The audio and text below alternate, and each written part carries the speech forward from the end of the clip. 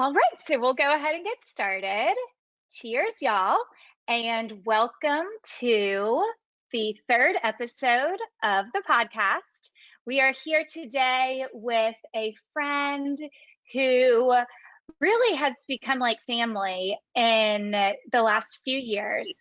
We spent a amazing long weekend together in an RV. We've spent a bumpy week together on a sailboat. And I describe Lauren as the epitome of the cool mom. She is hardworking, she takes care of herself, and she is the ultimate family first type of woman. She's strong physically, she's strong emotionally, she inspires me every day. And I really have connected with her in a way that is super cool because she's a really, really good listener. She's a good friend, completely non-judgmental, and it's going to shoot it to you straight too. There's no bullshit with Mrs. Gaddy over there, and I truly, really love and respect that. She became an almost wife, political wife, but went through a campaign that we can talk about all God. of the fun and trials of that. I'm super excited to introduce you to her. So, with no further ado, Lauren, welcome to the 9-ounce pour. Thank you. Can I get Cheers. a round of applause? Yes, you make it, or you can get 2 rounds of applause. Round of applause. Okay, so we start every episode with the question: is it in your life a 6 or a 9-ounce pour? Or in your case tonight, tequila. Okay. Yeah, I was gonna say it depends on the beverage. If it's tequila, it's gonna be 6 ounces. If it's wine, obviously 9. Good. I appreciate that. Fair enough. I shared I love with, my tequila. yeah, I was going to say, I shared with our, onto the 9-ounce pour like page and stuff like that before we started our picture of our, what was probably around maybe like a 14 to 15-ounce pour of our Rombauer in our Christmas plastic cups with the plastic palm straw. That was so. I said if 2020, what did we say? If 2020 was a glass of Rombauer, that's what it was going to be. That's exactly it. Yeah, that was classy. Super classy. Right, served. What made it even classier was it was served to us by Your son. I know.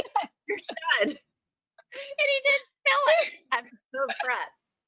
Like, Charlie was able to climb up on the counter and pour a glass of wine, adorn it with a little cocktail the straw. man knew what he was doing. You got to appreciate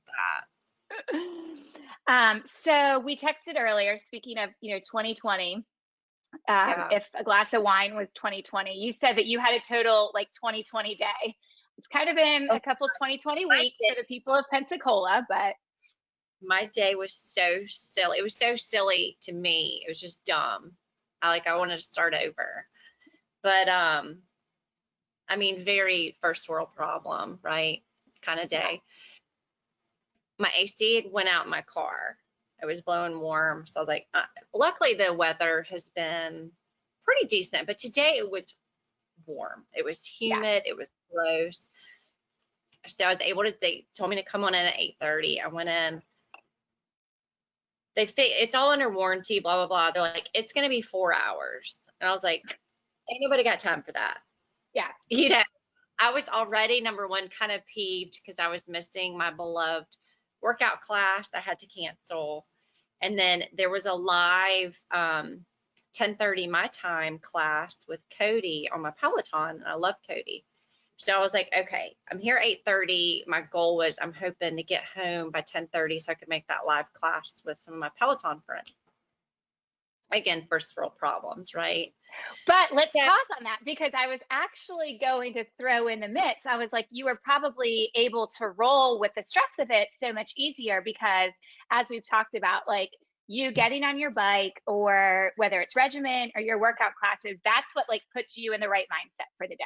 Yes, like I have to, if I don't get that hour in the morning, my day, forget about it. Like that's, Yeah. I have to knock that out. And if I don't, I don't have a good day. I don't Yeah. know. It's just how I roll. And has Anyway, that been, I was going to say, so finish on the day. So you're there for, they're predicting you're going to be there for 4 hours. yeah, and he's like, we're out of loaner cars. We can shuttle you home. And this is like 10:05. So I was like, I'm gonna make it. Cody, here I come. Get in the shuttle car. This dude is driving so slow, and he's telling me his brother-in-law used to live here and so, and he's going down memory lane taking me home. And I'm like, get me home. And I you get just gave home. me the you gave me the PG version. I know what you're really thinking in your head. Listen. I get home out of the shuttle and I walk up to my door. The fucking dealership has my keys. Yeah, To get in the house. duh. I mean, my car's there getting service. I didn't think to get my house key. So it was like, 10:22 probably. And I text Pete, of course. I was like, I'm locked out. He's so busy. So I went and Yeah. looking for him to come rescue me by any means. Like I was gonna figure it out. By the grace of God, he never leaves the golf cart keys in the golf cart. Like Okay. ever. So I was going to OCD. say, And Gaddy seems like a guy that is going to have everything locked up and put away. he said, check the golf cart. Because I wouldn't have even checked it because he doesn't leave the keys in there. Yeah. Oh my God. The keys were in there. I got in my house. It's 10:26. Flew, got my shoes on. Oh, I was there and I needed that ride so bad. And can But we then, pause to mention about that ride, please? Because yes. I also shared with, I always talk about followers. I mean, you and I may be the only one, and Brandon, he has to listen to it, whoever listens to this. But for all of those fans out there, Lauren, you were like 71st out of like over 3,600 people. That's That's kind of you. amazing. I think 3,200 people. Okay. Um, Still over but yeah, 3,000. yeah. So that was my first time to rank like in the top 100. Um, and I really have gotten to love the bike, and I'm Yeah. pretty aggressive on it. Yeah. That I was, my friends who I ride with, they're great. Like they're amazing too. But I'm like, how? Like my output is pretty, like I'm kind of impressing myself. Like I never was Yeah. a spinner. I never really liked it. It's kind of love hate, Yeah. but I got because of COVID and the gym was shut down. Anyway, well, Yeah. Pete rides the same bike and his output sucks compared to mine. So I know it's not like my bike. Like I really am maybe getting good. I'm pretty sure that what I've seen on your output is like 5 times what mine was on our Peloton. And admittedly, like not a spinner, haven't gotten into it, but your numbers are freaking awesome. Well, and here's the thing, I have to look into this. I have a feeling like people maybe with longer legs have naturally a harder, like, I don't know, maybe it's Yeah. because I'm so tall and I'm able to, I don't know. I don't know. Do you But credit I love it. do you credit your long legs for your Olympic volleyball debut? Yeah, I wish I had my visor on right now so I could. Okay, you were at the beach with us on the boat that day. I wore it. I Correct. had like asked me that. And again, And I I've had shared it, but let's preface this. Lauren is a beautiful, strong, athletic. How tall are you exactly, Lauren? probably 5'11". Okay, but super long legs. Lauren has an Uh-huh. Olympics hat that she wears. I may have to All send right. Pete a text. Run it out there, Pete. Um, Yeah. but she gets stopped all the time that you're wearing this hat, and you tell the story that and asked every single time, "Oh, what Olympics were you in?" Yeah. Oh, you were in the Olympics? Today, the Uber driver, because I had to take the girls, we Ubered up to the dealership to get my car. And he goes, "Oh, did you win the Olympics?" Duh. Like, that. Absolutely. Oh, yeah. So it's like, I'm just going to go with it. Yeah. I love I don't even know the year I could have been in the Olympics. I'm telling you, I think that you need to claim like is 96 like the Atlanta I don't Olympics? think Is I that would have been too? old enough in 96. Yeah. I I was would have been a young athlete. yeah, that's true because I was in like six. Yeah, I mean, we're similar in age. That was one of my questions. When do you turn 40? Because when are we doing our next big um trip Uh, adventure? when COVID's over? Yes. Okay. No, I was 83. I'm 37. Okay, so we're exactly. So yeah, so that'll be a fun year. Yeah, yeah, that'll be a good year. Let's Oh hope yeah. it's all said and done by then. I swear to God, 2020.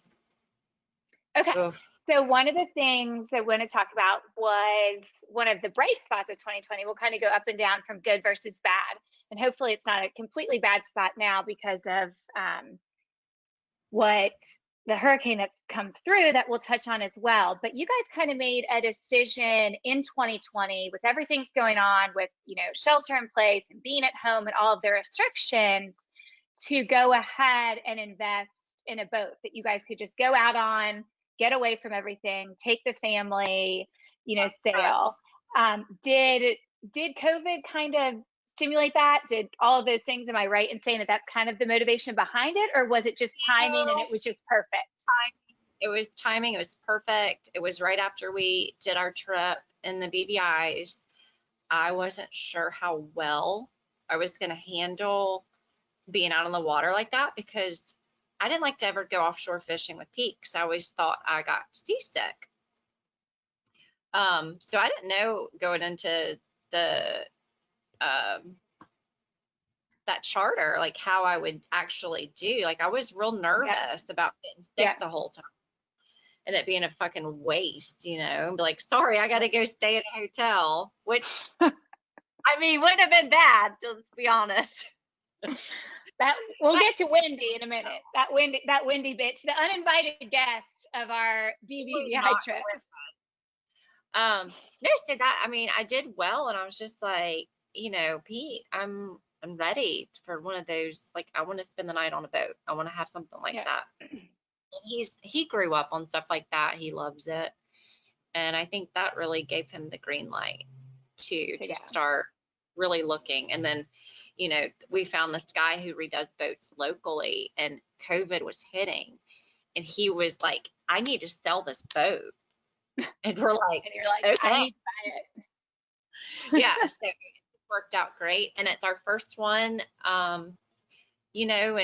and it's our first experience, and the next boat we get, we know different things that we'll look for, and we're Yeah. excited. I Um, think our goal one day, like we just maybe want to live on our boat. I don't know. yeah, I think that's a Less is pretty more. good thing. Yeah. And can we just take a small moment to mention something really funny about who was the first one to get sick on the boat? Here. Oh my, I forgot about that. He he puked his face off. Yeah. And that was never, I had to go underground and it was rough. I mean, it was very rough. But let's be honest, the boys were the first to go down. I had to Be run honest. down below No. deck to get some Zofran for Peter, Gaddy, and Brandon and put that stuff under there. And we were just popping bottles. And Jeremy doubted us that we could not finish. What did y'all get? Y'all got, I don't even know how many bottles of bubbles. And Jeremy's like, y'all can't finish that. It was like day 3 into the trip. We got to go back to the store. We need a refill. It's the best antiemetic. Just when those waves start coming, just keep popping that champagne Like, open. go with You just got to roll with it. So that was Brandon and I's first ever experience with any sort of like long boating trip. Admittedly, like I grew up in Atlanta.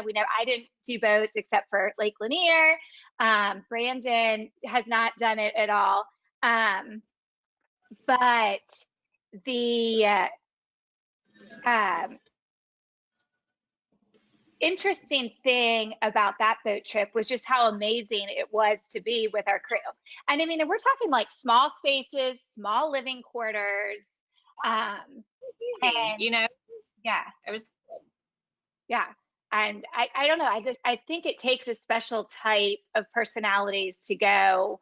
And I think we felt like we knew we could do it with y'all. We loved y'all. We loved Ellie and Jeremy, but then we had prefaced it with the RV trip up from Florida to North Carolina for Jeremy's birthday, right, right.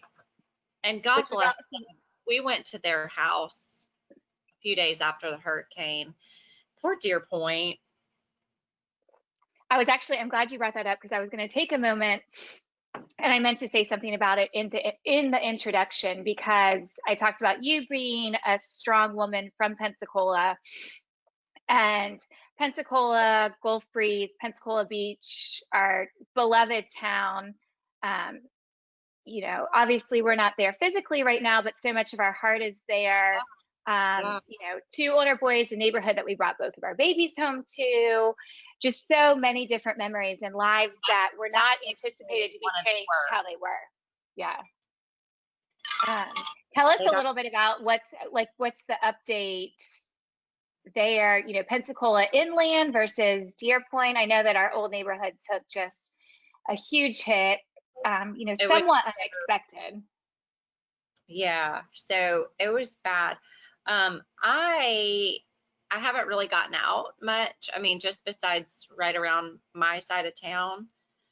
But Pete has went to so basically any marina in town from Orange Beach to Gulf Breeze is like gone, not gone, Yeah. but Not bad. able to be used. Yeah. They're not, if it's not completely gone, like it's pretty bad. So that's a what, like that's a big, like he said, Orange Beach to Gulf Breeze, like you can't tell the difference of where that, like Yeah. the damage is all the same and it's bad. Like it, And people, it just hit it like nobody, we weren't expecting it. Like nobody talked it up. I mean, for it's that kind of thing weird. went And I was like, I don't know if it's miles. just like, yeah. Well, and one of the things that I have one of my best friends from college who her dad was in Orange Beach, and that was what was kind of amazing to me that like he seemed to be getting it there just as bad as Just we were getting it down in Gulf Breeze, and that's not usually the case to see that large stretch of pretty it. detrimental damage. I mean, it sat on top of us for 36 hours, Yeah. like just turning in the rain. The storm surge was what was the worst, and not fucking Skanska, hashtag Skanska. All their 22 barges. I haven't been reading much about it because I'm just kind of over it. But from what I understand, every other storm, they mobilize their barges to safer water, like in bayous and Yeah. got out of harm's way. They didn't do that for this storm. And I'm not sure why. I I have don't know. a It's conspiracy probably theory on it. you I do? don't I don't know if it's why, but I mean, again, 2020, COVID, money, all the things. I'm just wondering if they, by the time that they knew it was going to be bad, that they actually literally did not have the manpower to do it. So many of these large corporations have had to let go of a No, big not chunk of their workforce, but maybe not I them. I mean, they're it, still, they're an international company. Like they're like a probably $1 billion company, so they should have had people there. Then. well they did. They did. They didn't secure their stuff Yeah. and get it out of the way. Get it like that is one of my worst fears. And Pete, I see him scattering because we have I think 3 barges for our company and they're not big like that, like Skanska, but when they live in the water, like we don't Yeah. necessarily pull them out. We've got big ones you don't pull out. They stay in the Yeah. water. So you've got to secure them and get them out of harm's way. And Yeah. I am always terrified when if a storm is rolling into town, like because they're So like is that they what can, y'all did with Sally? You guys secured yours. yeah, well, yeah, we were lucky. Our one of our newer ones was here in Bayou Tahar, which is not far from our house. Yeah. Um, the surge was pretty gnarly here, but it's not in open water. Yeah. It was secure, yeah. But So for those of like those just listening, not necessarily familiar with the Gulf Breeze, Pensacola, Gulf Coast area where it hit. So Pensacola is like kind of the main city. It's more inland. It's connected to all of the major highways inland. It connects to Gulf Breeze by two bridges, a 3 mile bridge and another bridge that connects them out to the beach, which is even a smaller bridge. Our 3 mile bridge was just completed, what, like, or not even completed, but like most of the way done within the last couple of months. And these 5 20, sections of it. yeah, 5 5 sections of it. So almost there. Huge traffic issues, huge, enormous planning. And then this hurricane comes through, and we pretty much have like, you would know better, Lauren, how many tons of weight on these 20 barges as like huge wrecking balls out there in the open water. like missiles, yeah. The country club, Pensacola Country Club, from what I understand, got pretty screwed up. Yeah. Yeah, it's all just, The images of those massive things in people's like backyards is just insane. yeah. Did you see Evans? Yeah. I mean, We were over there and we laughed. We were talking about how it's going to be the perfect Christmas card out there. Her and her family with their face mask on the bar by the barge. oh my gosh, she has to do that. Okay. Okay, Evan, I hope Jordan. Evan comes on and chats with us at some time, but, and yes, that is totally what she needs. And I was going to say, and then just keep it. And I mean, if we flatten it out a little bit, it could make a pretty good like dance floor or something like that. Put some lights, a little music. How they're going to get that thing out of there. This is all, I, is this real life? I know. 2020. Okay, so let's flash forward. Let's think about what your life would be like right now if things had been differently. And I want a little bit of background story because we've talked some about it, but your husband Pete, who we love and adore, super hardworking man, amazing dad, super fun and loving husband. He, I guess, was that 2 years ago that he took on the challenge of like kind of venturing into the political office scene? Yeah. So we're in 2020. Or That was in 18, 18. right? Yeah. Yeah. And so that kind of goes back to like our personalities. I know you're into that kind of stuff. I've done a whatever test before. I need to do one again. I The don't, Enneagram. but Pete, yeah, he's such a social, talky kind of guy. And I'm really secret, like truly an introvert. I really am. Like I'm happy. I have it written down on here actually. I said you're an extroverted introvert. Because once you know your people, you're not introverted. But if it's Right. not your people, yeah. Yes, yes. I just don't like talking to new people. I mean, people get on my nerves lately. Yeah. Um, Yeah. yeah, he Hashtag. loved it. And I didn't love it only because it got me out of my comfort zone, but I felt that was maybe really healthy for me Yeah. to get out of my comfort zone. I think it's good for everybody to get out of your comfort zone every now and then and push your boundaries. And I did that. Like I had to go fucking wave on corners and wear a t-shirt with my husband's name on it. Like it was so bizarre. and the good, like, and everything happens for a reason, right? Like, he loved it. He met so many wonderful people. It's great for business. And getting to he got some great perspective, because you have to get out and talk to everybody in your Yeah. community, and hear them and Well, and actually. yeah, I was gonna say hear them. And like I remember when we were up in on our RV trip, and there was a old Pensacola connection, and it was important to Pete to go meet this gentleman, talk to him, learn about what he had done that was successful, and rebuilding the community and stuff like that. He gets off on shit like that. Yeah. I don't get it. I don't. I hate it. But I think, balance, right? Me and him, we're Yeah. good balance. No, you guys definitely are. I'm so glad it didn't work out for us, because number one, he just wouldn't have had the time. Yeah. There's been a series of events that happened, like, after the election, that just, like, family issues, and then growth of the business. He wouldn't have been able. A man can only do so much. Yeah. Like, he is the sole. It's me and him. Like, Yeah. we've got great employees. He's got a great crew, and a manager and stuff, but he's basically a one-man show. There is And only so much that you can take on.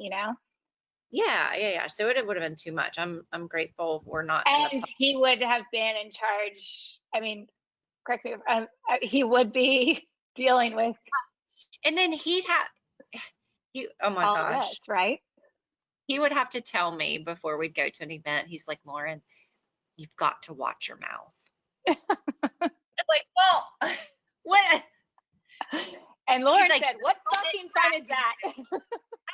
and I'm like, okay, I mean, take it or leave it, dude. Like, I'm not changing who I am just because you're running for office. And I think people, when I was speaking to them, a lot of people could appreciate, I don't know, they could tell I'm not uptight. I'm very laxed, and I like to use an F bomb every now and then. And I think everybody does. They're just, some people are afraid to. Okay, I don't. so you transitioned perfectly into one of the main things that I had brainstormed about. So, background of this podcast, we're quarantined, missing social interactions. I love being a wife, mom.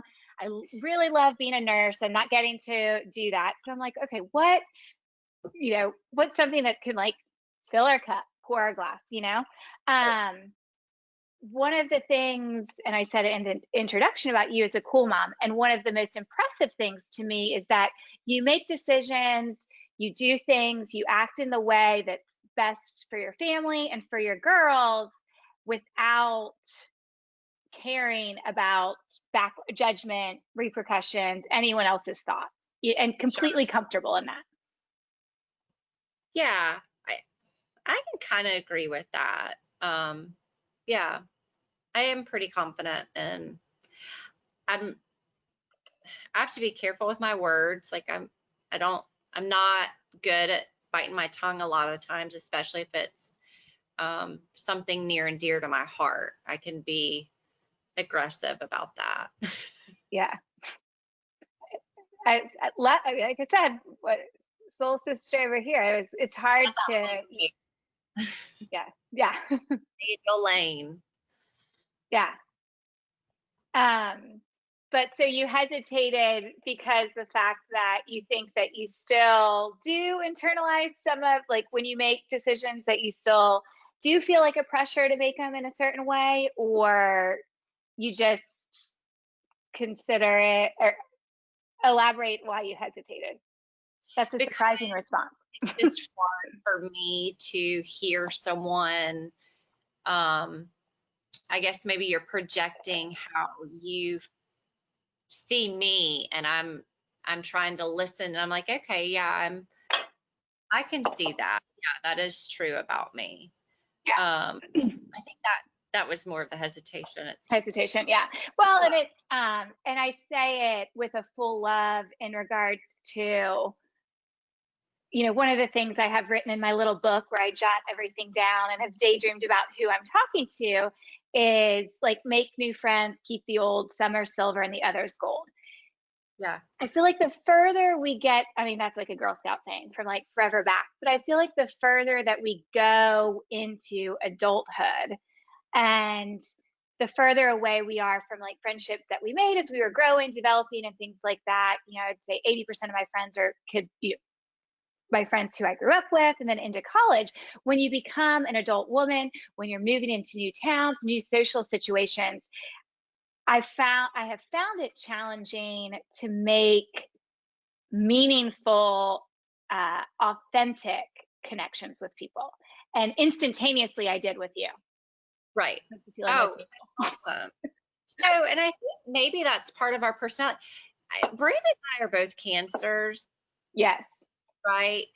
Yes. So, to me, it's not about quantity, it's about quality, right? I Yeah. mean, Hugely. And Brandon's that one. He doesn't have to like feel the need. Whereas I think Pete and I align a little bit on the other side, like check in, hey, what's going on? Hey, chat, like here and there. Like if Brandon has two meaningful interactions, like in a we're weekend or set. an We're event or good. something like that, like that's it. Yeah. Like Same. done. Yeah. Yeah, we're very similar in that regard for sure. And I would for sure put Brandon um, we'll reference the bow of the boat. We'll for sure put Brandon. He's comfortable in his skin when he is around his people. Yeah. But it is harder. It If is harder for him. when you're passionate about something, like Yeah. you, yeah, we can, you know, God, Talk about dog, dance palmetto it bug. out. Lauren, It's really Lauren, Lauren, you go get a refill. okay. I can make it. Yeah, I can make note of the time and I'll just tell Brandon, we can just edit this Tell your tech. out. Or we can do, yeah, my tech support. Well, I can bring Right. you with us. No, Which, leave it, leave it, leave it, leave it, leave it. oh, yeah, yeah, leave it. Right. I was like, well, we can still chat. Brandon will be like, no, don't pick up that Right. damn laptop. Okay. All right. Give Don't me, worry. Me and my one listener will just talk amongst ourselves. I actually have not had the balls to do it live yet. So obviously these will be like reposted later. So no, just run and grab a refill. live is going to be so fun. Why don't you just go back to that door behind you and get some of that good Charles Schwab you have going on? I'm good on that note. It's a tequila kind of day. All right, go get it. I'll bring my Olympics hat out. Don't worry. Oh, perfect. Yes. Just sing a song. Do you want me to play music? I for sure don't need any dancing. I wonder. All right, Brandon, it's like 7:16 and we're pausing for Lauren to get a refill.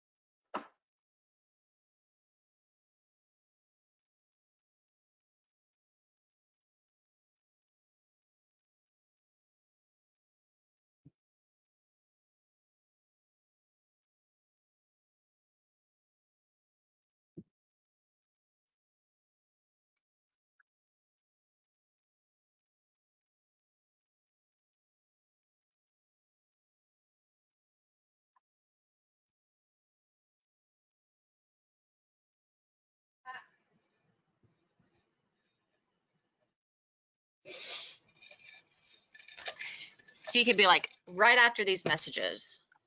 And we're back Back. from, maybe we could get like, see, there she is. I mean, there's my gold medal. We got to figure out what Olympics you were in. It was beach volleyball. I know, but what year? So it's we get the story, the cred down. I don't know. We got it. That's too much math for us right now. I'm But not there math. she is in all her Olympic glory. Maybe I one mean, of these days, someone like Rombauer. I mean, do I look the part? Yeah, totally. Yeah, a little to the side. Um, I said maybe one of these days we'll get someone like Rombauer or any of our wine sponsors to sponsor the show. Keep that hat on. Keep my Olympic hat on. Mm-hmm. It looks cute. Okay. There. Funny story, because you talk about being introverted Right. versus extroverted. Obviously, when you're with your people, a little cocktail. So we met a friend on the beach, our Becky. cartwheel friend, Becky. I mean, like when you meet your people, you just know, right? Yeah, we did a cartwheel challenge and it was so funny. I mean, I barely remember it, but I did it. YOLO. Well, you could have been in the Olympics for gymnastics too, I guess. I can't do a cartwheel, so I'm impressive. I think I'm too tall. I don't think most Olympians are like 5'11". Oh, maybe I could do basketball. Yeah. Basketball, volleyball. Yeah, we're gonna go volleyball. No, that's got to be your story. Okay, so let's talk work-life balance. Because I actually learned something, I think obviously I had kind of processed a little bit, but I didn't fully recognize till we hung out the last time that we were there with y'all at Labor Day. And that's the fact that, so I want you to talk about it and kind of tell your story, but you and Pete own your own business, but not only that, you go to the office with him every day after you've gotten your hours. After that, yeah. So not every day, much to Pete's dismay. But I go in enough to get done what I need to do. He wants me to, and I've obviously, with our workload right now, I'm going to have to put in a lot more time. I've been very lucky where I usually would work, 3 days a week, and I'll go in for 3 to 4 hours. Yeah. It's just me and him there. I do what I need to do. I don't like being at the office alone. So when he's out in the field or running around, I don't go in. I'll do stuff around the house, or that's my day to go run, but I'm also like the one to go pull permits. So I have to go set up permit offices. I do the bank runs. So I'm busy doing other stuff, not just sitting in the office. But I don't know. We talk about this a lot, Pete and I don't know how we survive by, one, being married, and two, working this business together so closely. It just works for us. We love, we're buddies, we just hang out. And it's almost weird if a day goes by and like we haven't seen each other, talked to each other in a few hours. We'll like check in, like, hey, what's up? Where are you? What are you doing? It's kind of, it just gave me chills because I mean, you guys are amazing. It's not silly, it's awesome. Yeah. But it's not just something that you're saying either. Like I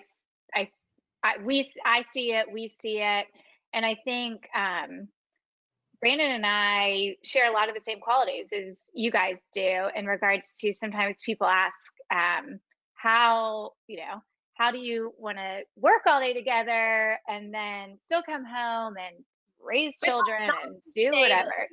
you don't fight. It's like you No. bicker, have fights, obviously. It's just we're both the type, like, we don't hold grudges. We don't, you know, we don't hold anything over each other's heads. It's like, Okay, again, pause on that one. So you as a Cancer don't hold on to things I internally? don't think I do. Is that a quality? I don't know. Well, it's one of the things that I feel like in our relationship I've really had to work on because I'm pretty blunt. And if it like something pisses me off or something is like out there, then I'm like, oh, that sucks or whatever. But I've noticed with Brandon, who Cancers tend to be more of peacekeepers, a little bit non-confrontational, at least initially, Well, that I can be confrontational. A and quality lie. and Brandon can too, like you said, when there's something he's passionate about. But if it's like something that doesn't really matter, he's not gonna, if it's like menial, he's not going to make a point about it. Right. But he will be the one that like I'll notice like 5 or 6 days later, and I'll be like, hey, like, babe, what? Is something like wrong? Are you like thinking about something? Like, what's going on? He'll be like, remember that thing that you said like last Tuesday? And I'm like, Man, so nope. he harp. Oh, yeah. Okay. Well, I think I missed that trait. Yeah, I don't see it at all in you, but it's No. interesting that you guys, there's so much of that personality I do see, but he is super sensitive in that way. So that's been a way that I've had to adjust. But he's got a great memory. You got to appreciate the memory. Yeah, He's got a good memory, right? That's yeah, great. He can yeah, remember these little yeah. details. He does. He would say he would never put himself in that category because he tells me, he's like, how me, Jimmy, and Charlie kind of like skipped a generation. Like, we're like, remember that day, like 3 years ago when we did this, and that person said that, and he does not. But if it's something that has hurt his precious heart, like, Yeah, does remember it and feels it. I love it. Well, and I love, seeing y'all work together. And your business is, I mean, self-made. Pete kind of, I mean, you and Pete together, this is something first generation that y'all wanted to do together, correct? Kind of. So, yeah, this is Pete. Pete and I will be married. Oh, I think it's 14 years this year. He started Gulf Marine 15 years ago. So we were Okay. engaged. And it was after he graduated from Auburn and after Hurricane Ivan. No, that timeline doesn't. Okay, Hurricane Ivan hit. Well, we all know Hurricane Ivan hit because it was September 16th, Right. 16 years ago to the day. So 16 is like a weird number for me. Like, do you have a weird number that you see a lot in your life? Like yep, 16, 6 mine's and 11. 16 are my numbers I see a lot. So 16 is just a weird, not weird, but I see that number is prevalent in my life. Yeah. Anyway, and that's how me and Pete really came together, was from Hurricane Ivan. But anyway, Well, after maybe that, maybe in 2020 you're learning why that 16 number has been important like all these years, because it's pretty crazy that that storm hit September 16th, 16 years ago to the day. And then I know, here again, you're probably going to see a huge, I mean, another probably step in growth in the business, I would think. yeah. So this is our first major hurricane, with having our company. He's experienced. We haven't had any major storms like this. Yeah. So he got his business started after major storms came through, and he saw the need for more construction companies, especially marine industry, and he saw what ding dongs there were around here doing it. He's like, I could totally do this. Like, his mind, he has such a mechanical, and he can think of something and just create it and build it. And Yeah. it's crazy. Like, he built our whole outdoor addition we did here by himself. It's Love it. Yeah, it's impressive. So you And can just we talk about the fact that Daddy Gaddy saved us? And we'll give a shout out to our girl Ellie, but that we were in the middle of the ocean somewhere. I can't even tell you where we were. I'm sure he could tell us. Our air conditioner in the boat went out, and he knew that's he said we got if to go back to shore. if something fucks up like that, you just don't ignore it. You have to go get it fixed.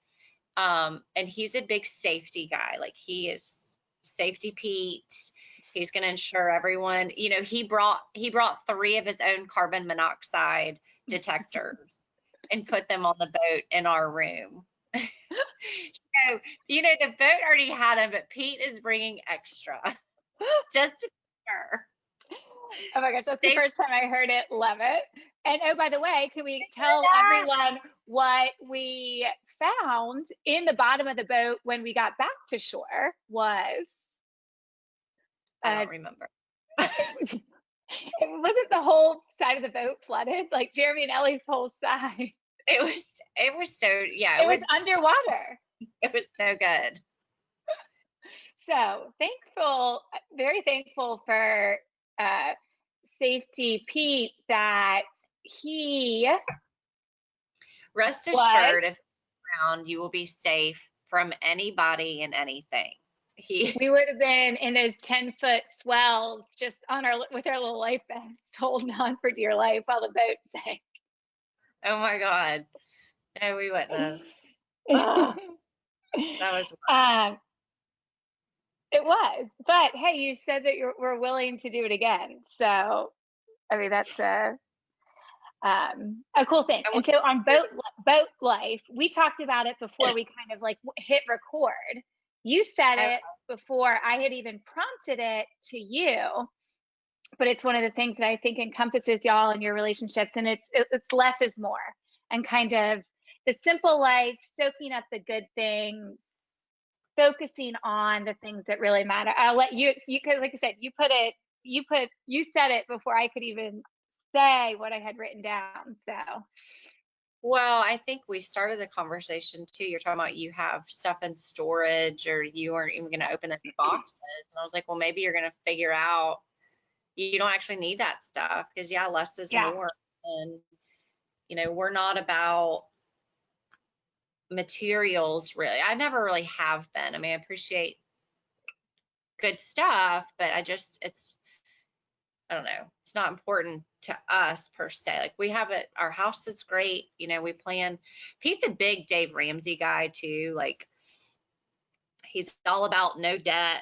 And I appreciate that because I was never taught that. I was never taught how to manage money, um, how to take care of my stuff.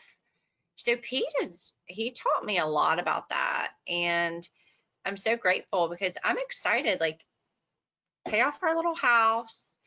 We have this great boat that we can take trips on, and it's our first one that we can spend the night on. So we know our next one, what we would want to improve and what to get next. And that's our goal is, I mean, ultimate, like I told Pete, we could live on a boat. The kids can yeah, have the fun house. yeah. I'll see, catch y'all on the flip side.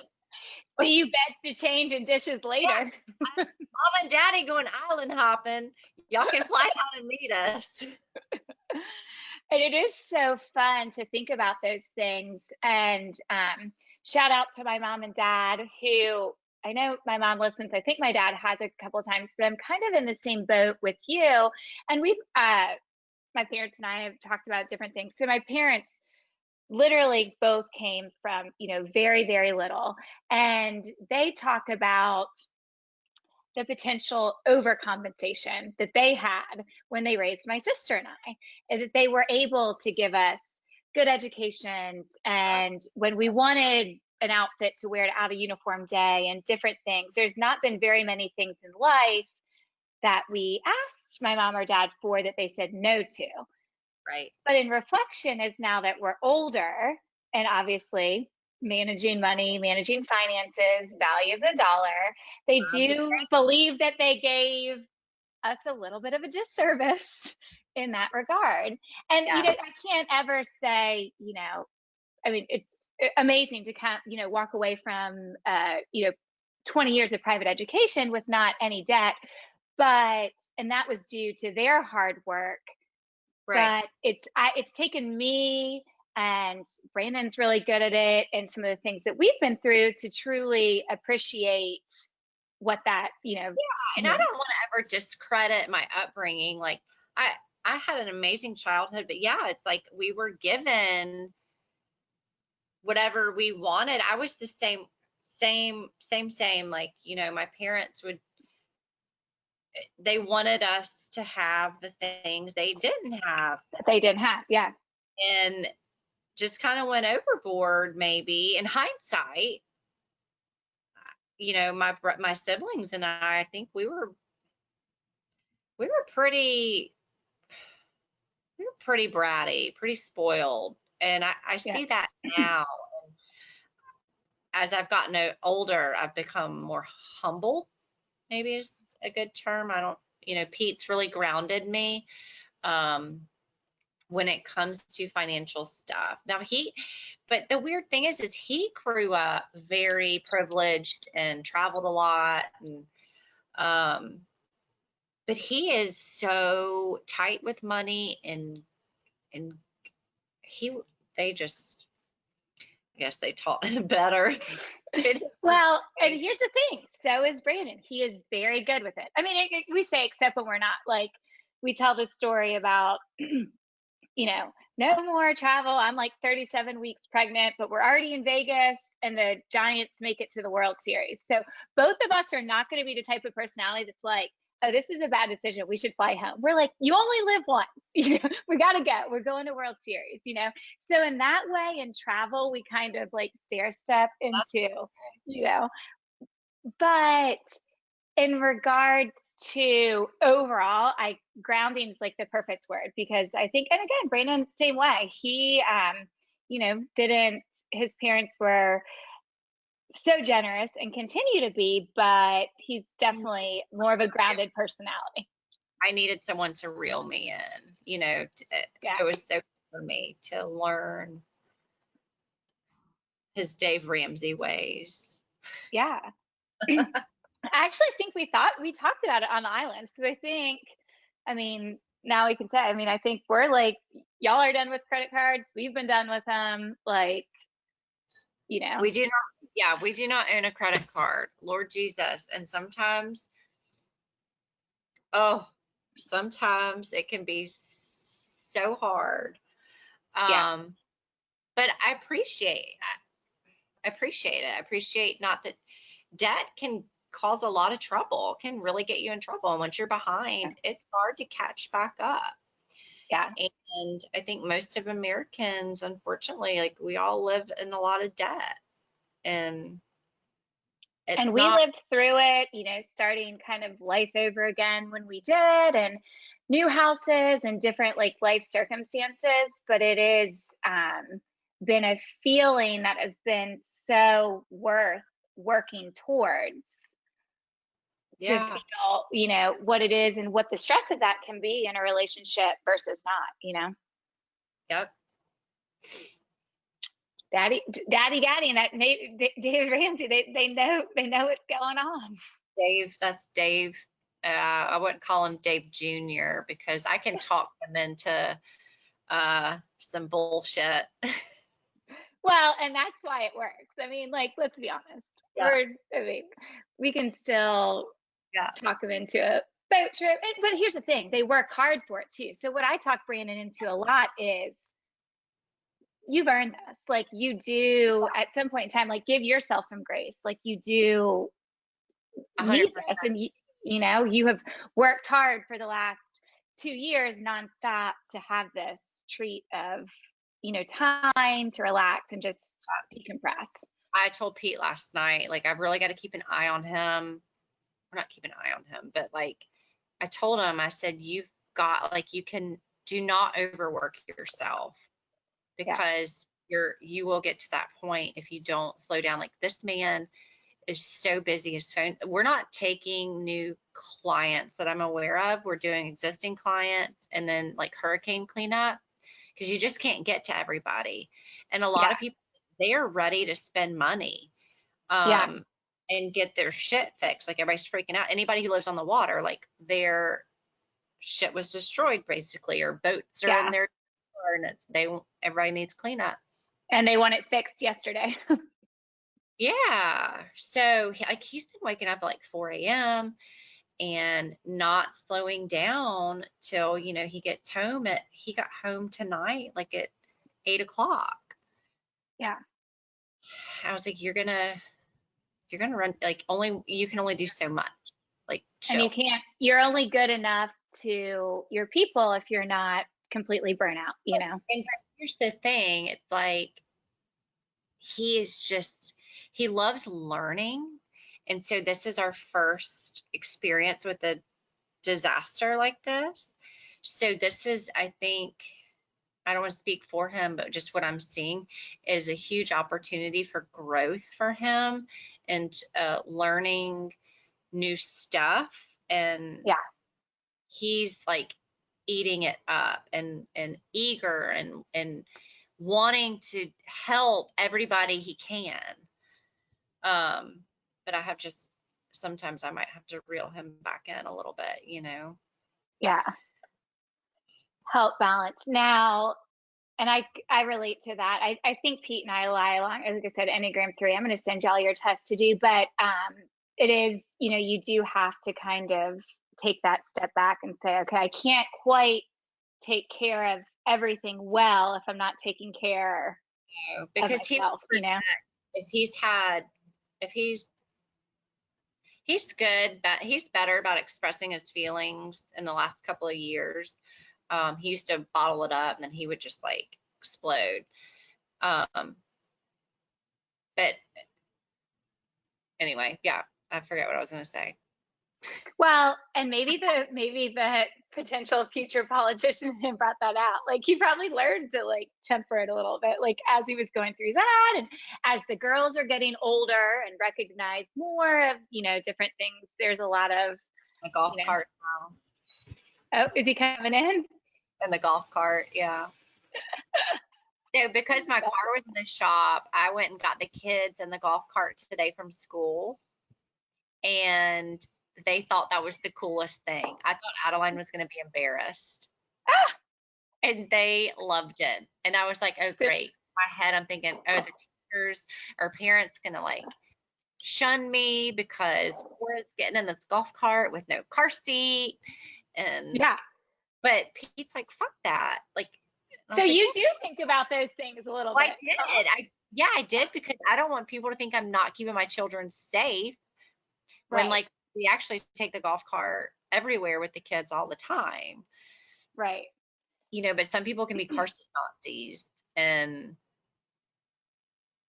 you know, And it's just and all the things. Carline can be brutal. Carline can be brutal. Like I feel like I need to keep a shank with me and Carline. Wait, why? Explain. Oh my God.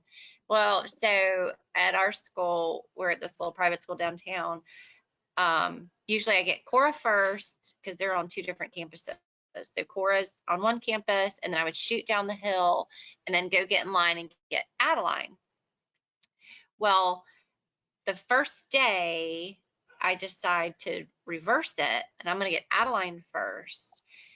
And then I was following two cars who also have third graders that I knew. They got their kids first, and they were coming up, going to the little kids campus, and I followed them. Well, you're supposed to enter on said street, and we entered on the block before because Carline is usually Yeah. kind of getting to the end by then. Well, I cut someone off. Now, I was following these other moms in front of me, Yeah. You and this didn't know. other car happened to come to the stop sign, and I was taking that right. They were so mad, like they were one car behind me. And I had my window down, and I heard them tell the car line, Katie, who was on the walkie-talkies, they were like, he skipped me. She cut. And I'm thinking, are you, come on. Come on. I have it written right here. Don't sweat the small stuff. Like that Like, shit I'm right don't there matter. in front of you. This is my first time doing it this way, lady. Give me some grace. Yeah.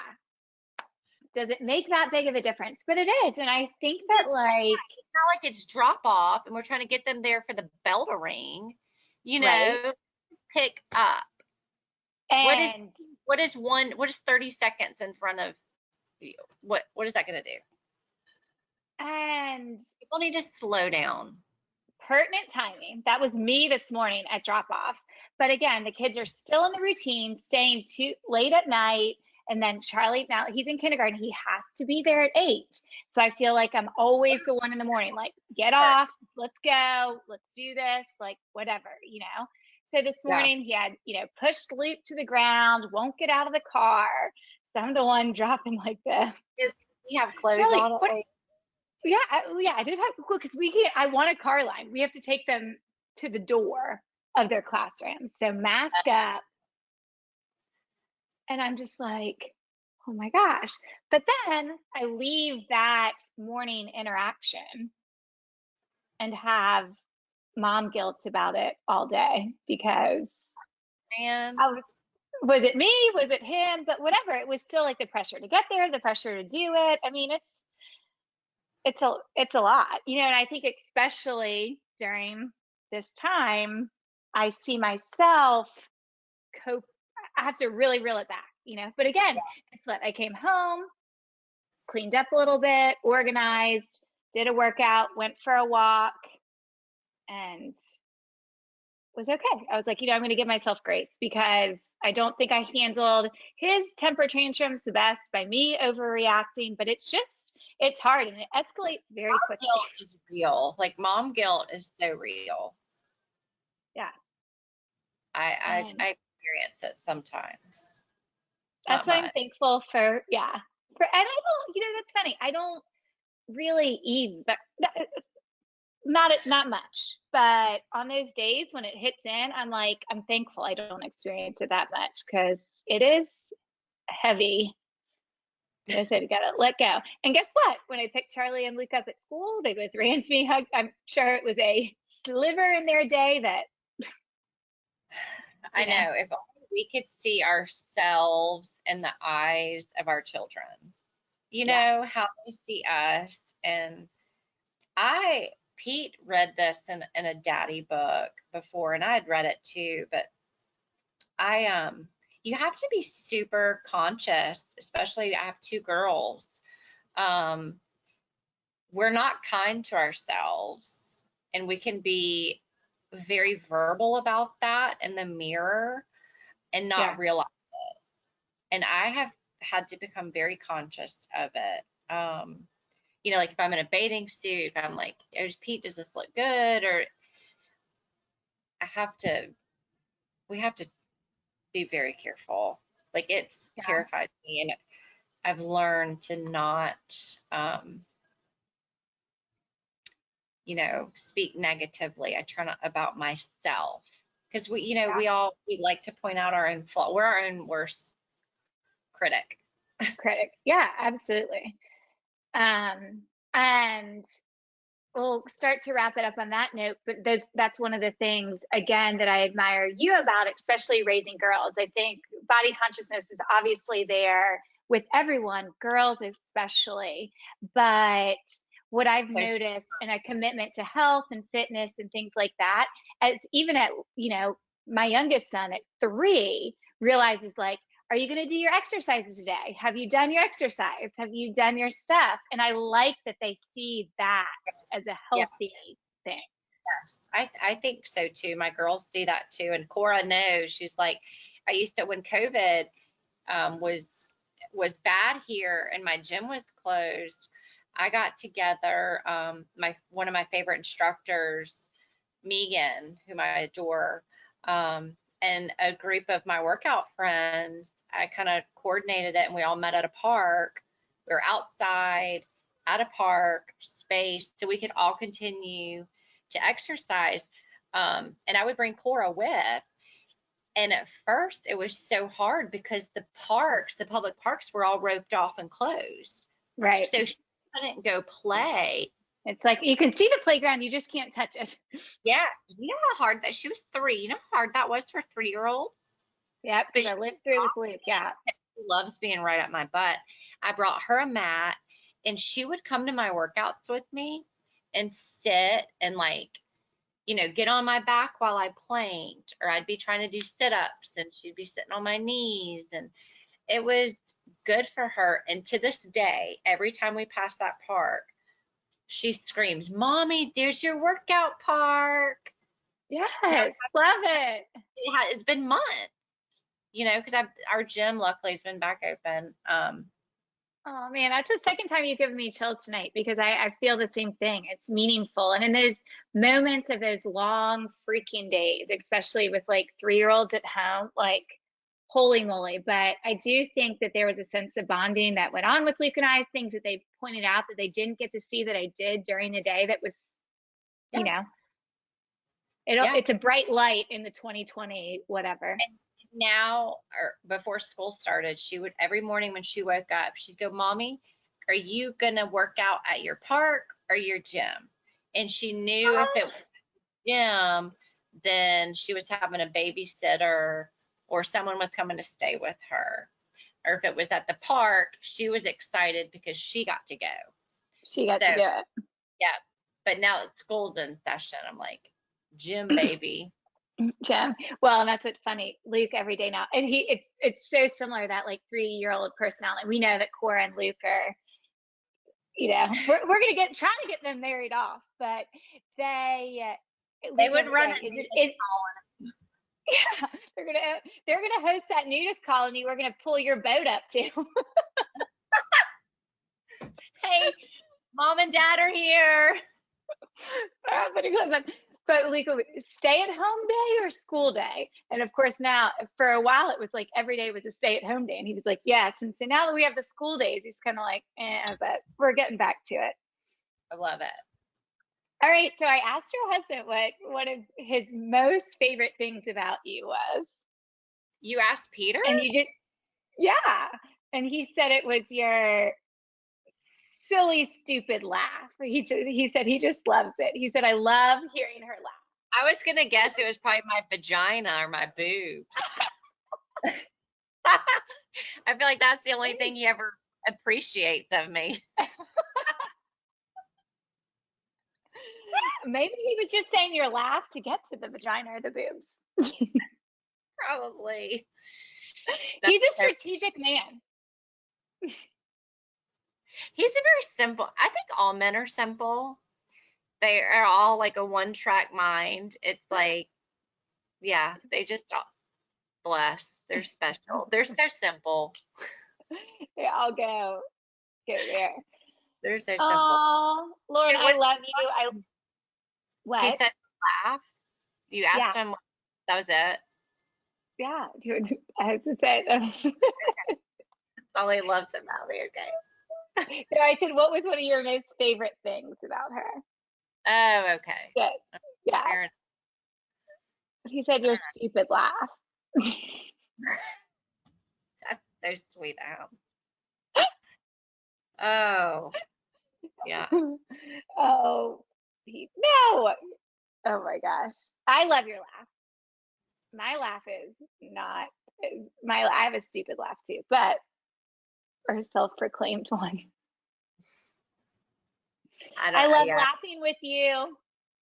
Yeah, I I do miss too. you guys. I know. I said it's been so, so, so, so fun talking and getting to share and So, like, kind we're of, for real gonna come out there eventually. Wait, because we want to do the wineries again. We were supposed to do that for our 10-year. Then I I got was gonna pregnant say. and we keep saying, oh, we're going to go back out to wine country because that's where we spent our honeymoon. And we maybe this is going to be the year, but I'm not trying to wear a mask at a tasting. How is it No, out there? so actually I was gonna say it was it's funny. Luke says actually all the time. And I've come to realize where he gets it from because I'm like, actually.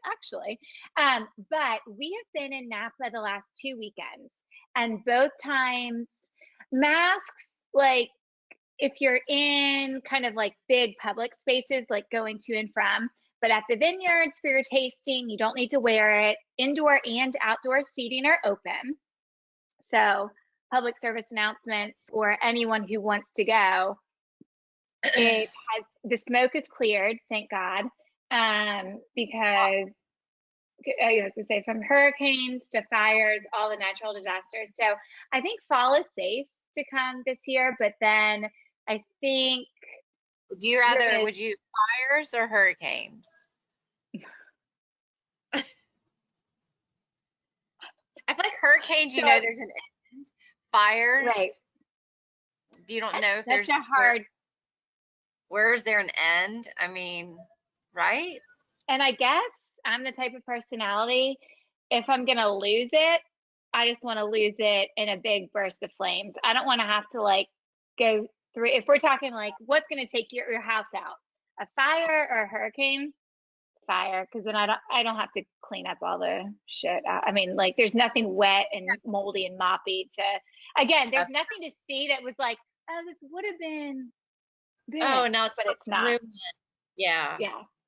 There's just a So pile of ash. I take the pile ashes. R.I.P. house. I know.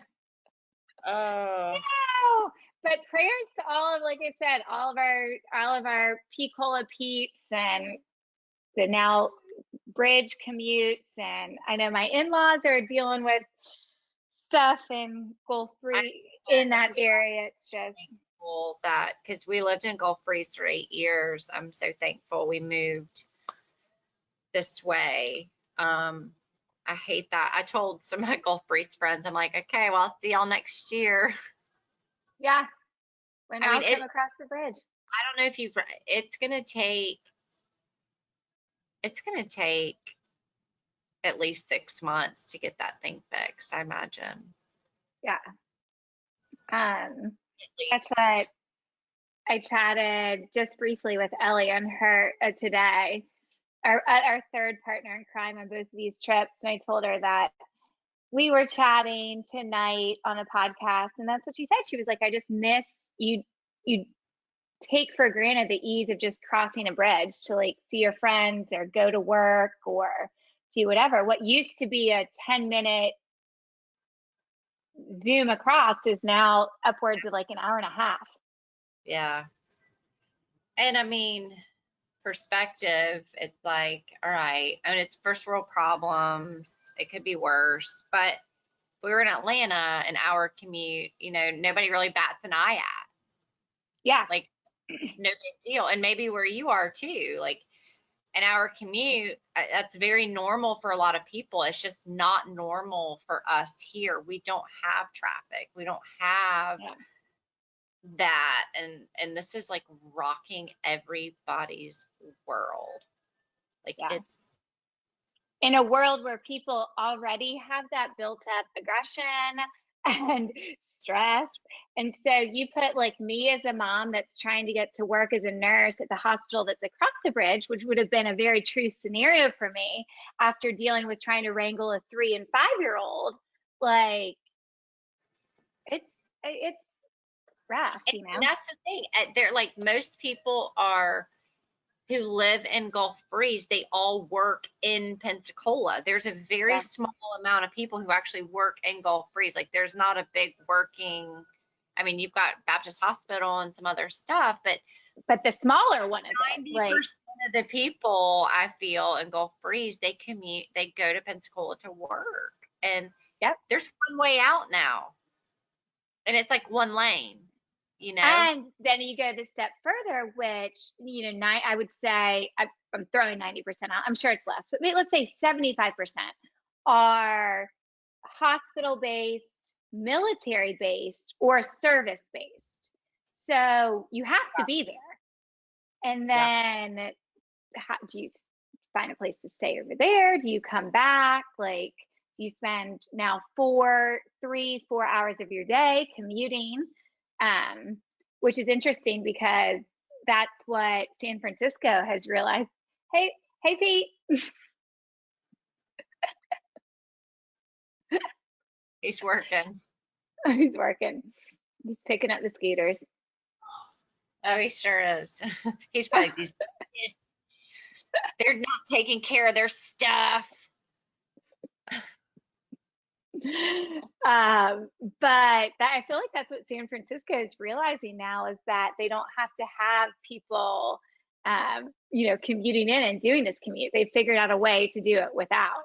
Remote, yeah, working remote, But yeah, when you're 90%, or again, I throw that number out, but whatever percent military, hospital based, it's not an gotta option like it is for IT, you got to go. go. And healthcare, yeah, the healthcare is that's a huge employer here. Yeah, both of the big hospitals, the main hospitals are there.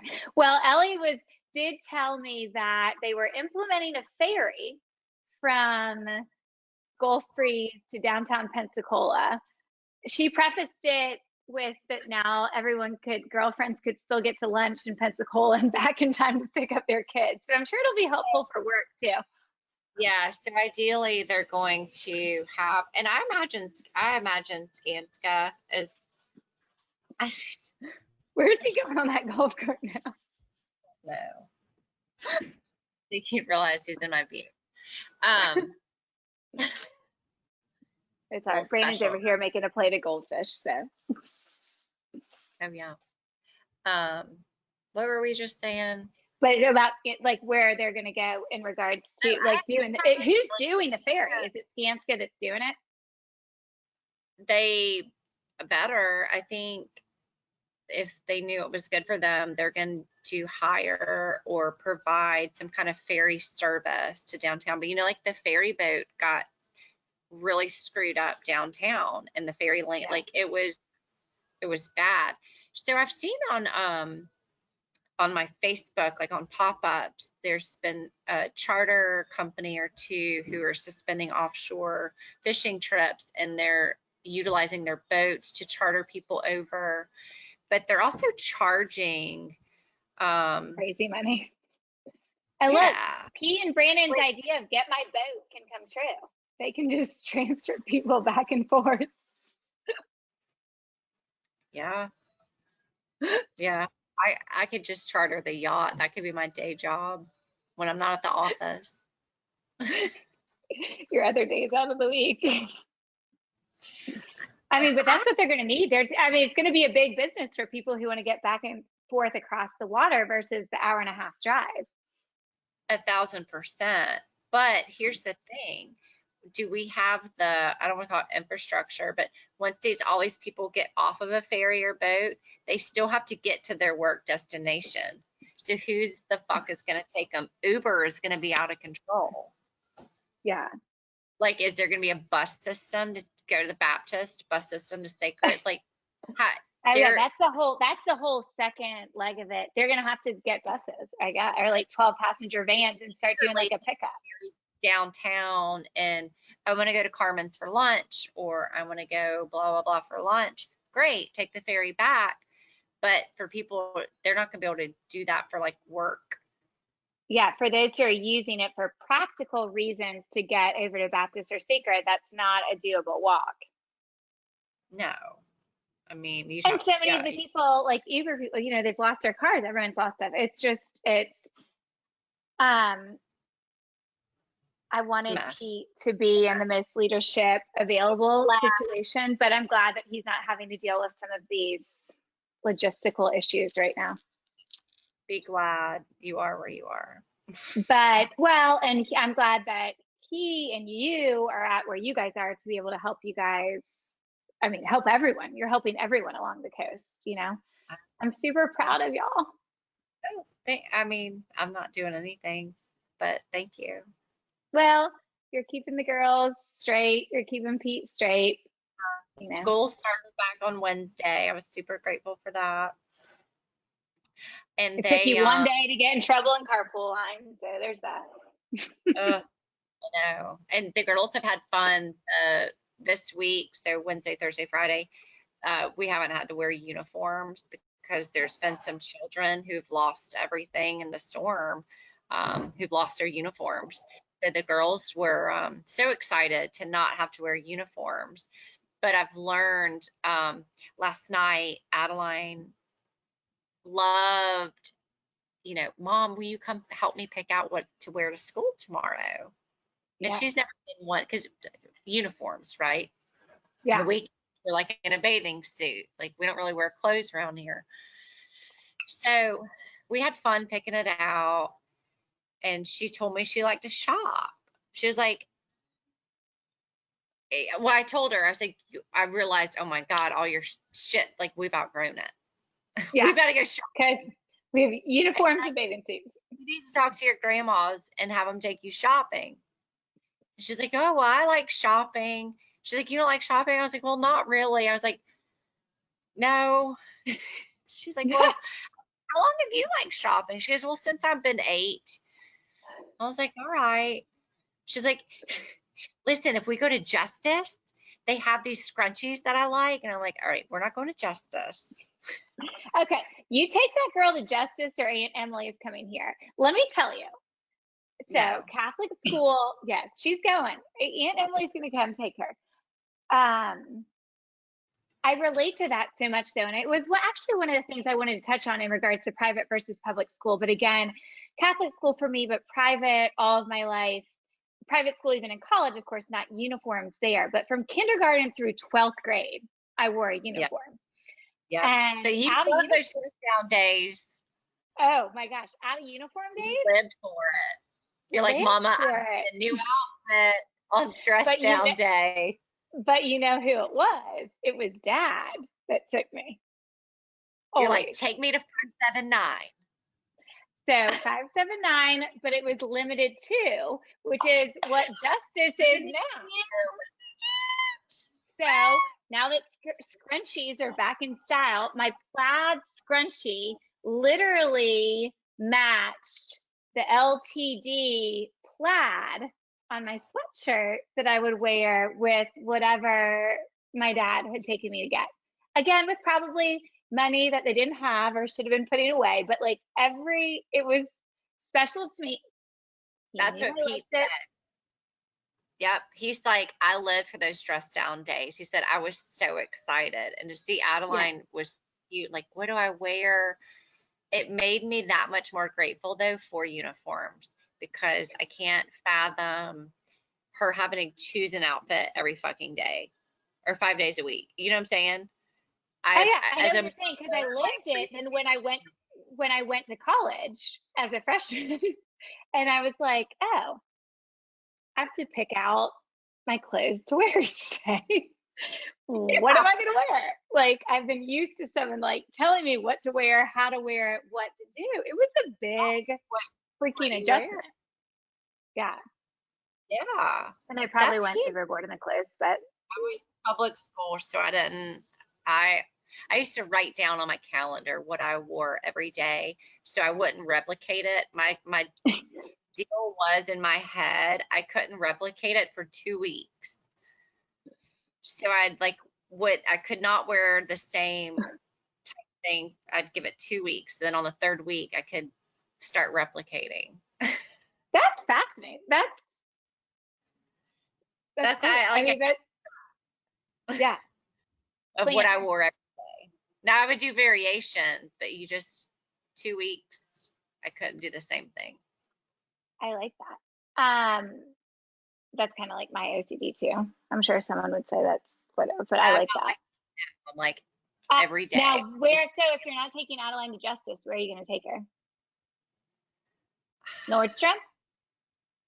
No, we don't have that here. Take her to Atlanta.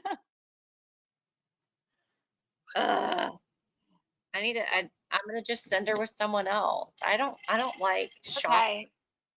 I know. All right, that's what I'm saying. I was like, I miss. She wants the flippy sequence bullshit. Yeah. Like trashy. I can't. Like, I'm so over flippy sequence. Like, even she has flippy sequence shoes. Aunt Emily will be there tomorrow. I can go to Justice all day long. I feel like Justice kind of took the place of Limited too. It's the same company. It is what it is. That's what I was saying. It is actually Oh, what it Limited 2 was. Yeah. is.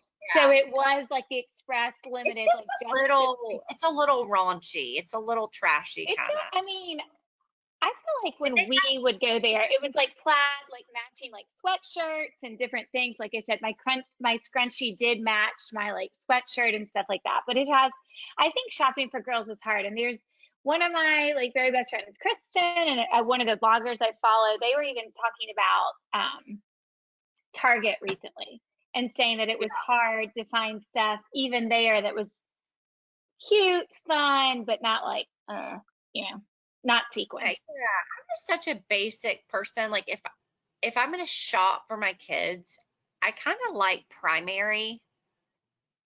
Have you ever shopped with Primary online? No. It's just basic colors, basic stripes. Their swimsuits are great. So if your boys ever need swimsuits, they hold up well, I think. And for the girls, their swimsuits are reversible.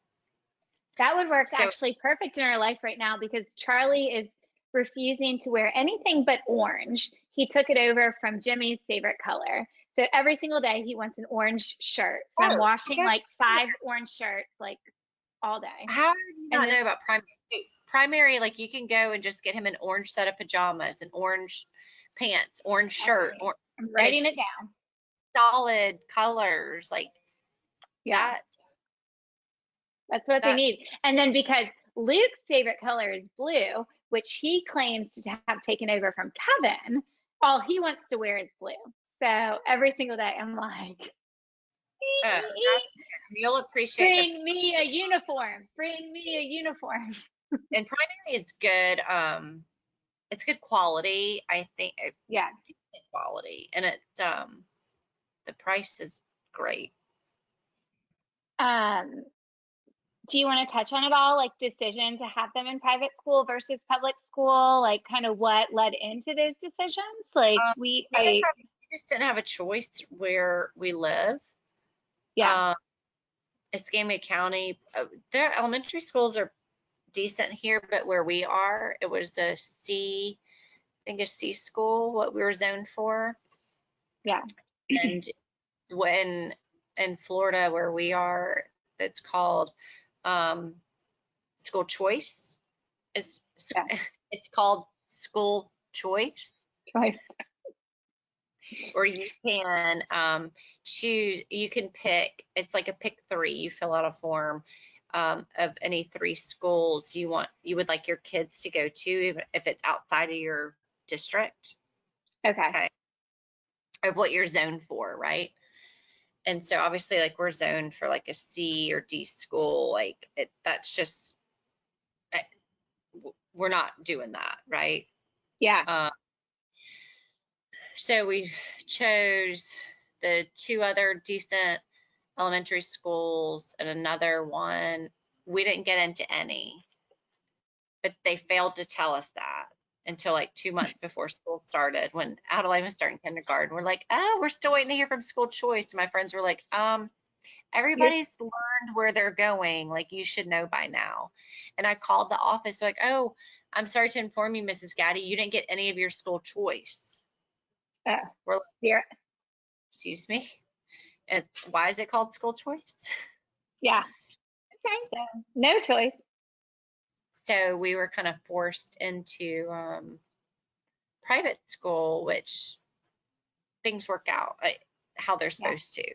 You know, I'm very grateful to be in the private school community. It's I think it amazing. fits, yeah, well, and um, it's a great community that you're in, by the way, like just And amazingly special human beings that we your love kids are getting exposed to. the school being downtown, and um, we love it. I'm grateful now having 2 in private school is fun.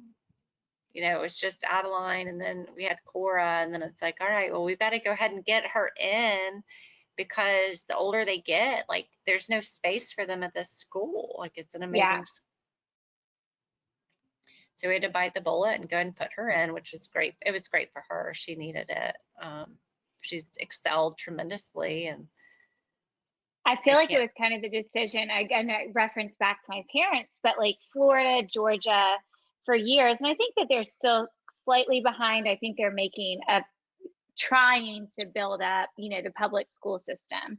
But for my Right. parents who had grown up north, Virginia area, had been in private Catholic school, and when my dad's job brought them to Atlanta, they were like, "Oh, we can't send the kids to school here. Like this is not it's not a luxury, it's a necessity." Yeah. You want the best for them, and it's a very privileged thing to do, and I'm aware of that, and I'm just so grateful we can do it. Yeah. I have no regrets.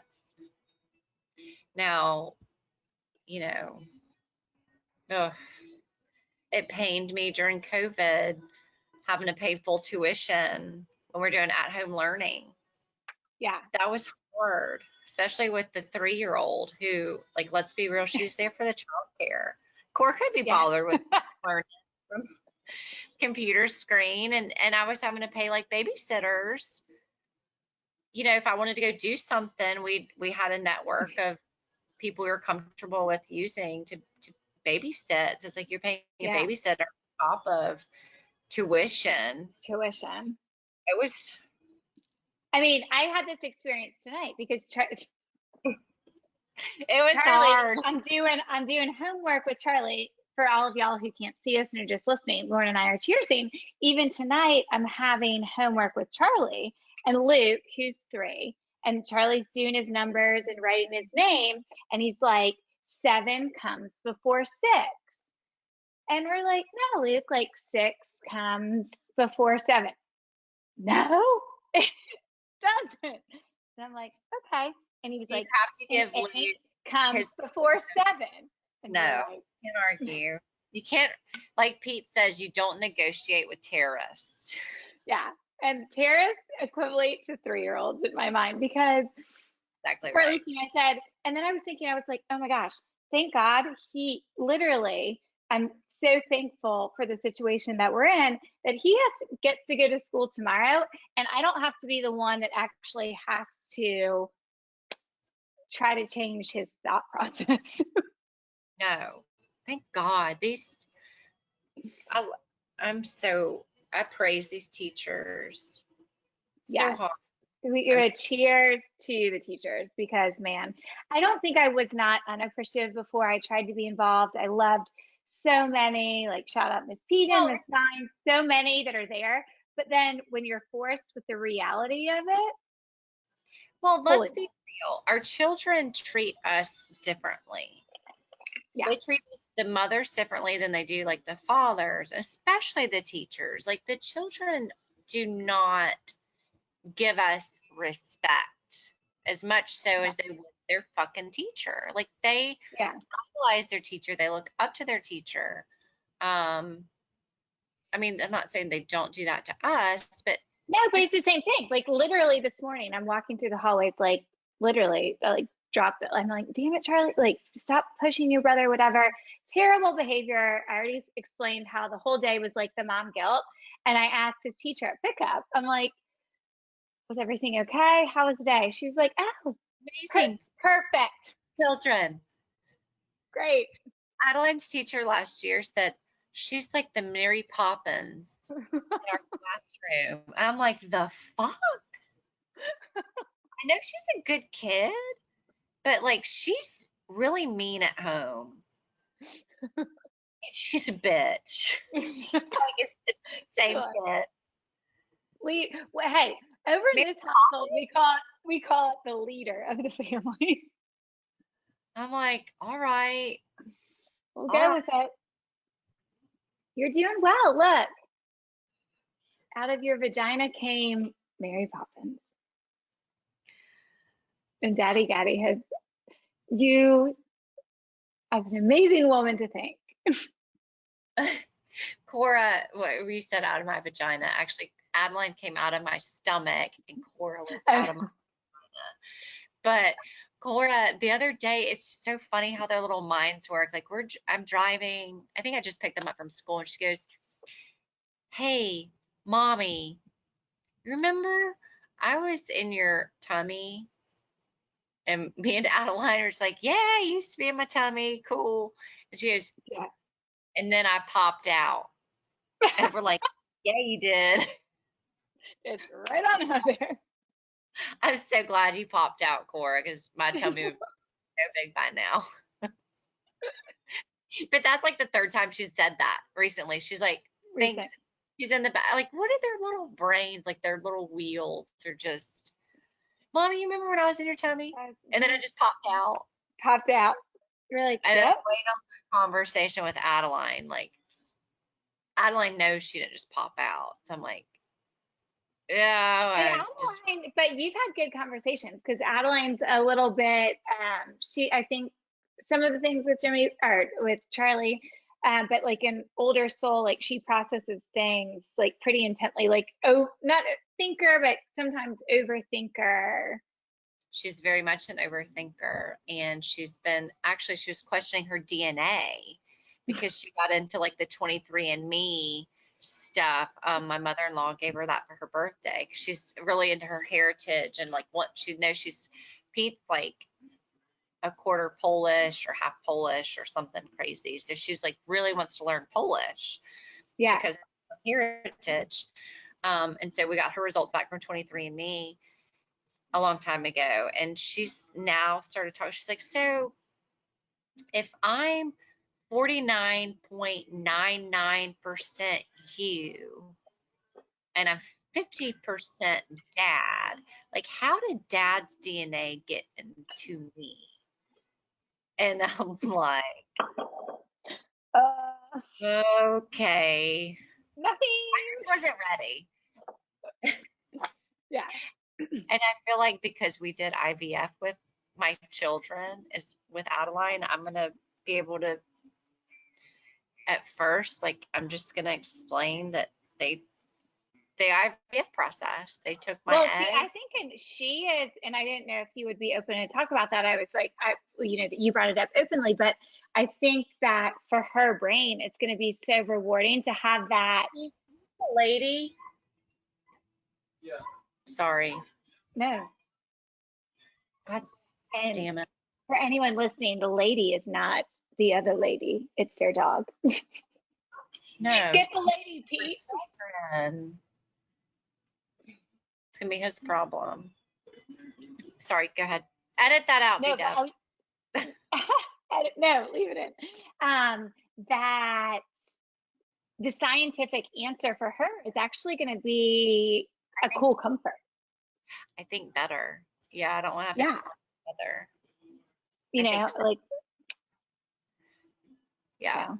I don't even remember what I said to her when she asked me that because I was just so blown away because she's 8 and I forget that she's 8. I think we all forget Yeah. she seems so much bigger.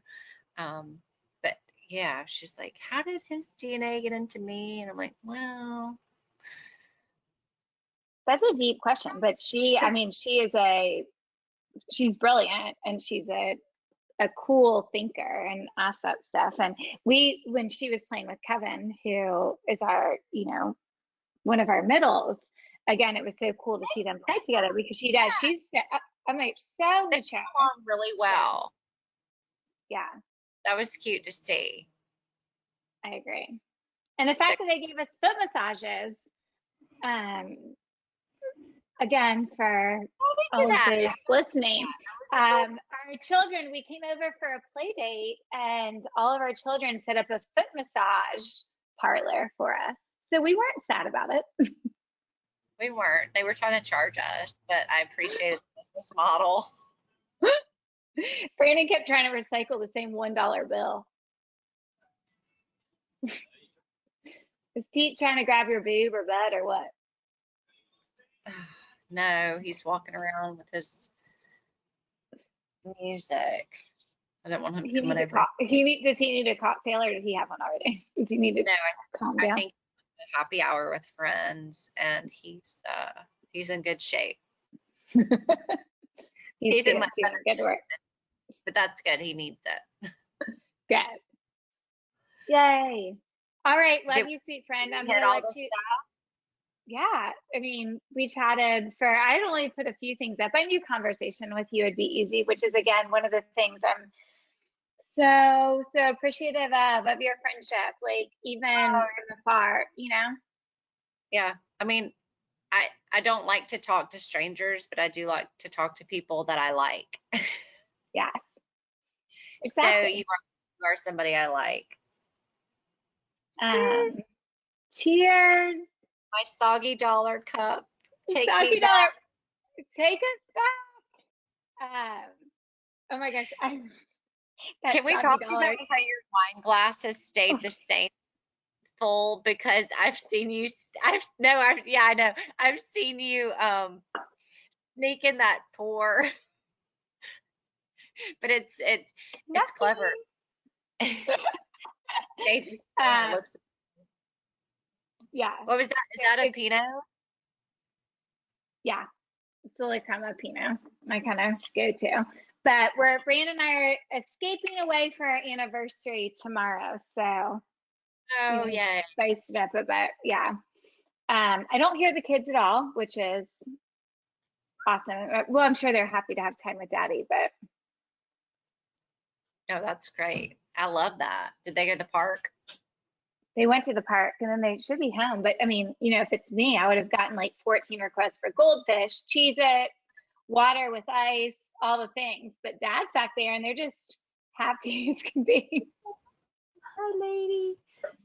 Oh, Yeah. show them show the screen. Is Lady there? Show them your one of your first Ladybird. babies. Come here, ladybird. Wait, come here. She's like a sausage. Come here. Come here. And Oh, I did have, Dad we'll say RIP to Strawberry. I did have that one of the things we didn't touch on. did.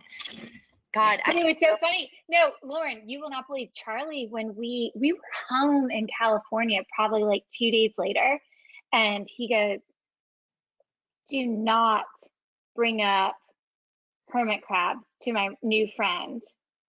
And I was like, "What do you mean?" I knew he was talking about. He was like, "My new friend Adeline's hermit crab died." And I was like, "Okay, I won't bring it up." They that must have it called. baby has had a lot of death lately, and the I'm telling you, I think telling a kid about an animal dying may be the hardest thing ever. I That's, agree. it's hard. It's hard, especially if it's an animal like they've been a part of their whole I life. mean, and yeah, and you found her, lost her so many times. Again, listeners, Strawberry is their pet hermit crab. I mean, kudos to anyone who can raise a hermit crab for 3 years, but they did it. 6 years. Oh, yeah, that's right. 6 6. years old. And what is that in adult years? You have no idea, but We're I not mean, sure. We're not sure. yeah, I can yeah. remember Adeline used to bring the crab out to the yard a lot to play.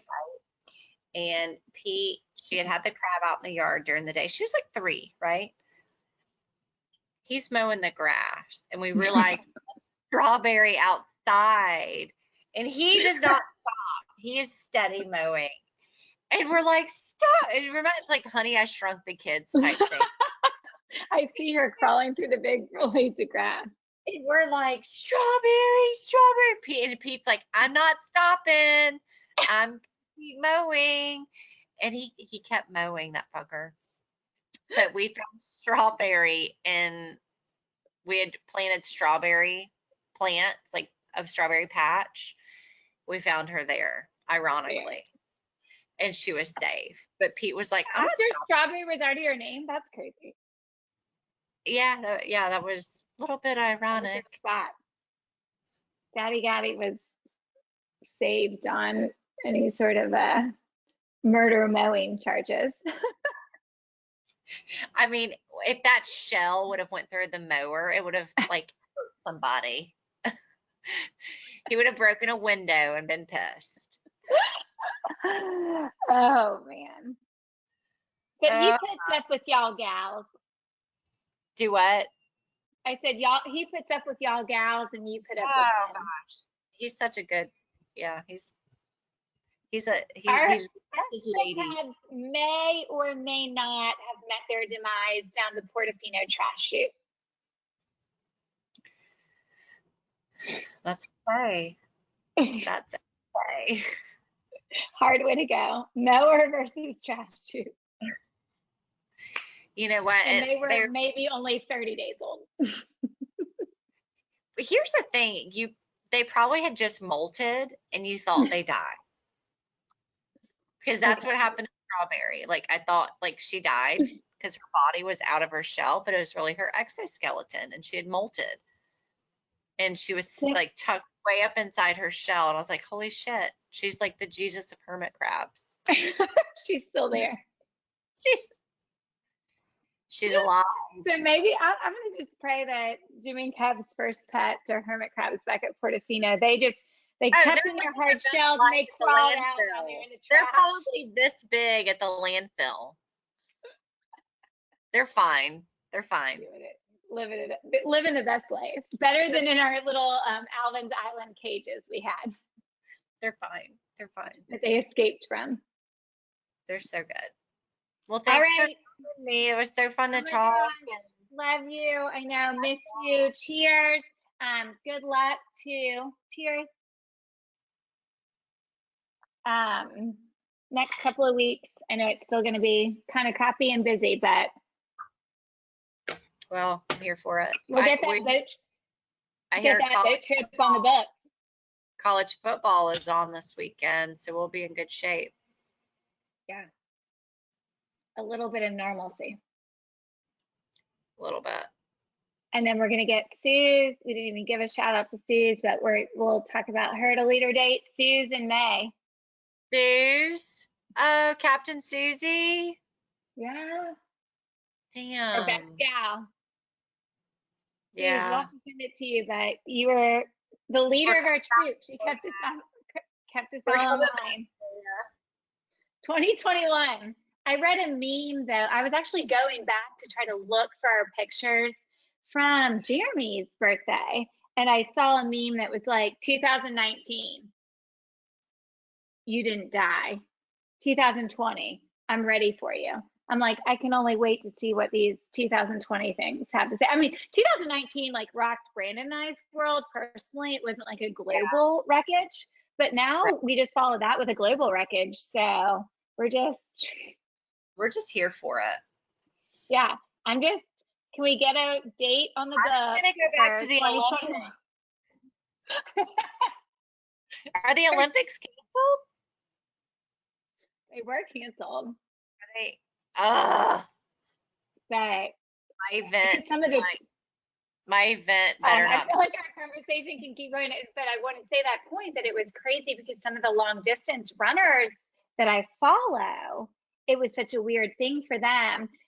Most importantly, the one that won, oh gosh, I'm blanking on her name, but I'll tag her later. She was like a total breakthrough, placed second in like the qualifying event for the marathon, had been training her ass off. And then like the big race, Canceled. see you in 4 years. And then you don't qualify, like, then you don't qualify again, you Yeah, know? because she was like, you run a race like that once in your lifetime. She was like, Yeah. you just hit a good day. And she was like, I did. So she was like, I'm enjoying, 6 months of beer and pancakes and whatever, and I'll get back to it. But she was like, I don't anticipate I'll ever be able to replicate that performance again. And she was like, it sucks that I'm not gonna like get to keep up that training. God, I can't fathom what that's like. You've been training for so long for that race. Run race, do it, and then it's like that no one wants to gather at massive events either. So it's just like it pretty much sums up 2020 in regards to just pulling on your heartstrings both ways. Wanting to do what you love and what you're comfortable with and be with what you're doing, and then the pull towards social responsibility and frankly just restrictions that have been put on us whether we like it or not, you know. Yeah. I think there's so many more people affected than what you think. Like Yeah. that's a very tragic, terrible thing. I would have never thought about that had you not brought Yeah. that up. God, that's terrible. And the marathoners get good, publicity. As a track athlete, I think to the people who are throwing like Olympic like discus and shot put that no one in the public eye cares for, but they And still train for that, intensely for, you know. I worked my ass off for this hat, and here I am. And hey, making you gradually famous by the 9 ounce pour.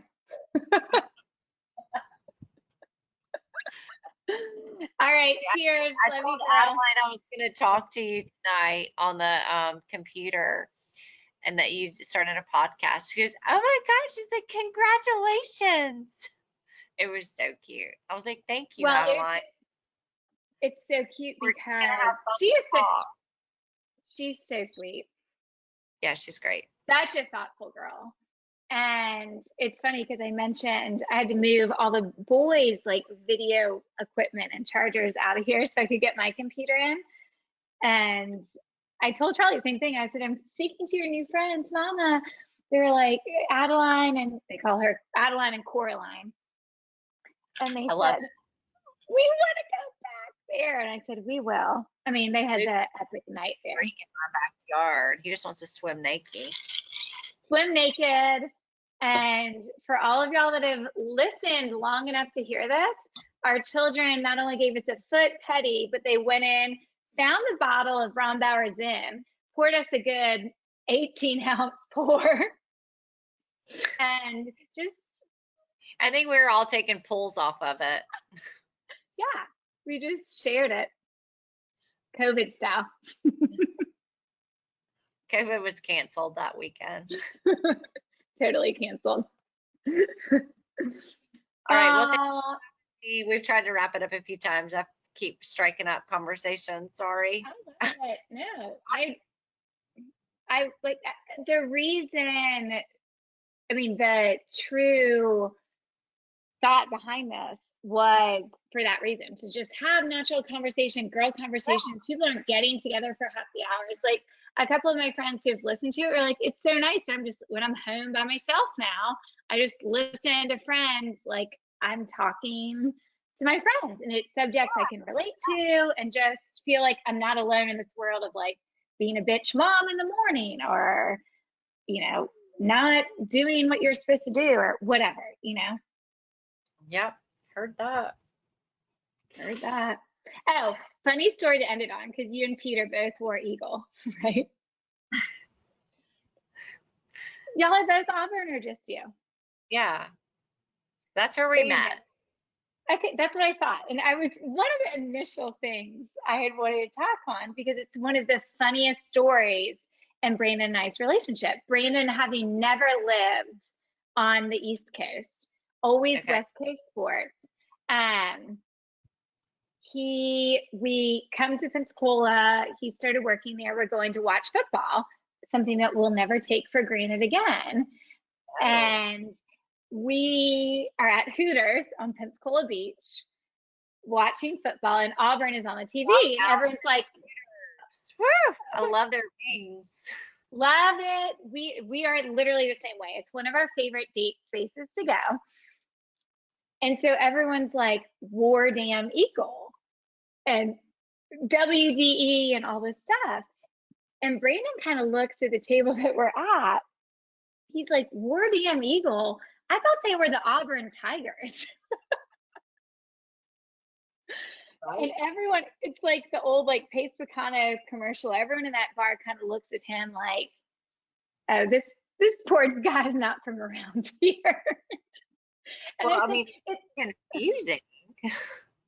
I said, Brina, I was like, the Southern sports, especially in Alabama, they have a couple mascots.